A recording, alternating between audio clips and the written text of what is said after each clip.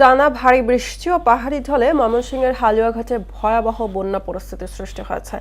ভারতীয় গারো পাহাড় থেকে নেমে আসা ঢলে স্থানীয় নদ নদীর পানি বৃদ্ধি পাওয়ায় উপজেলার একাধিক ইউনিয়নের নিম্নাঞ্চল প্লাবিত হয়েছে। এতে পানিবন্দী হয়ে চরম দুর্ভোগে পড়েছে বেশ কয়েকটি গ্রামের মানুষ। পাহাড়ি ঢলে সৃষ্ট বন্যায় কৃষকদের বোরো ধান সহ বিভিন্ন রবি শস্য তলিয়ে যাওয়ায় ক্ষতির শঙ্কায় কৃষকরা। ওমর ফারুক আকাশের তথ্যে বিস্তারিত জানাচ্ছেন ডলি বিনতে মনোয়ারা।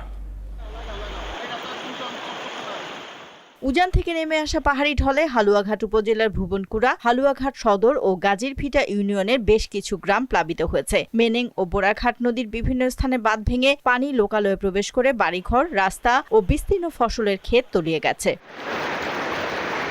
দুদিনের টানা বৃষ্টি ও পানি বৃদ্ধিতে বিস্তীর্ণ এলাকার পাকা ও আধা পাকা বোরো ধান, ভুট্টা ও বাদাম পানির নিচে তলিয়ে চাষিদের ব্যাপক ক্ষতি হয়েছে। পাশাপাশি নদী ভাঙন ও জলাবদ্ধতায় যোগাযোগ ব্যবস্থাও ব্যাহত হয়েছে।